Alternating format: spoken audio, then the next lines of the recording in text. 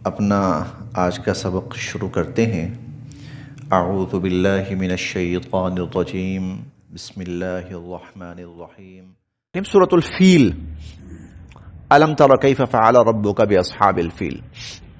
اس میں ایک بڑے اہم واقعے کی طرف اشارہ ہے جس کو واقعہ فیل بھی کہا جاتا ہے، ہاتھیوں والا واقعہ۔ حضور علیہ الصلوۃ والسلام کی نبوت سے 50 روز قبل یہ واقعہ رونما ہوا، اس لیے عربوں کے ہاں یہ واقعہ اس وقت تک تازہ تھا، بالکل قریب ہی کی بات تھی۔ اس واقعے کی دراصل جو بنیاد اور پس منظر تھا وہ یہ تھا، عرب کے ساتھ ہی حبشہ تھا۔ حبشہ کا جو اس وقت بادشاہ تھا ابرہہ، ویسے تو حبشہ عیسائی سلطنت کے وہ رومی سلطنت کے ماتحت تھا، لیکن یہ ایک طرح کی خود مختار جگہ تھی، خود مختار علاقہ تھا، ملک تھا۔ ابرہہ تھا نا، اس کے دو بڑے مقاصد تھے۔ ایک مقصد یہ تھا کہ پورے خطے اور قرب و جوار کے اندر عیسائی مذہب کو پھیلانا، اور دوسرا یہ تھا کہ یہ جو عربوں کو جیسے آج پاکستان کو سی پیک مل رہا ہے نا، اس طرح عربوں کو سی پیک ملا تھا اس زمانے میں۔ تو یہ اس سارے جو عربوں کو یہ ایک پورا کوریڈور مل رہا ہے، ایک تجارتی راہداری مل رہی ہے، اس پر میں قابض ہو جاؤں۔ ایک طرف مذہبی اعتبار سے ہمارا مذہب غالب آ جائے، اور دوسری طرف سیاسی اعتبار سے اور معاشی اعتبار سے کہ یہ سارا جو منصوبہ ہے نا یہ میرے ہاتھ میں آ جائے۔ اس کی راہ میں رکاوٹ کیا تھی؟ رکاوٹ یہ تھی کہ ایک بہت بڑا مذہبی مرکز مکہ المکرمہ کی صورت میں موجود تھا۔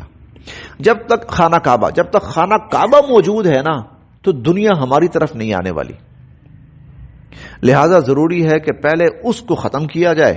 اس کو ختم کر کے میں اپنے ہاں ایک ایسا ہی ایسی عبادت گاہ بناؤں، اور پھر ساری دنیا ادھر آئے۔ جب دنیا ادھر آئے گی نا، ان کو خانہ کعبہ کی وجہ سے جو فوائد ملے ہوئے ہیں نا وہ سارے مجھے مل جائیں گے، مذہبی اعتبار سے بھی اور معاشی اعتبار سے بھی۔ چنانچہ اس نے نا حبشہ کے اندر ایک بہت بڑا اس طرح عالی شان قسم کا معبد بنایا ایک، اور اس معبد پہ اللہ کی کوئی ایسی اللہ کی طرف سے آفت آئی کہ وہ جل کر راکھ ہو گیا۔ اسے غصہ چڑھا، اس نے کہا اگر میرا نہیں رہا تو میں نے یہ بھی نہیں رہنے دینا۔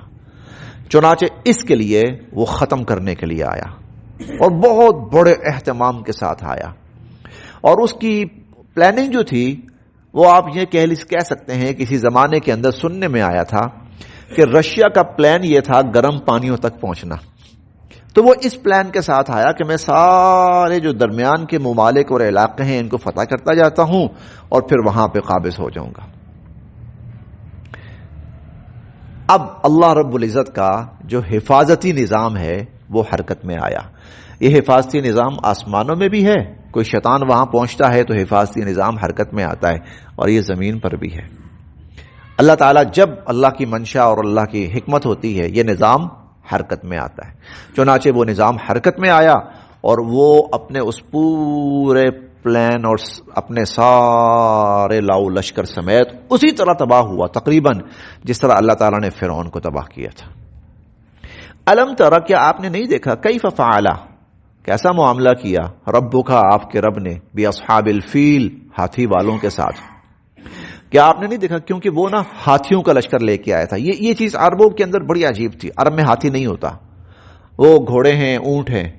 چنانچہ ہاتھیوں کو دیکھتے ہی نا وہ لوگ اتنے مرعوب ہوئے کہ کسی نے اس کے سامنے آنے کی جرات نہیں کی۔ الم تر کیف فعل ربک، کیا آپ نے نہیں دیکھا کہ آپ کے رب نے کیا کیا ہاتھیوں والوں کے ساتھ۔ الم یجعل، کیا نہیں کر دیا اللہ نے، کیدہم، ان کی تذلیل کو، ان کی ترکیب کو، کیدہم، ان کی ترکیب کو، ان کی چال کو، فی تضلیل، ناکام۔ کیا اللہ نے ان کی چال کو، ان کے مکر کو اللہ نے ناکام نہیں کر دیا؟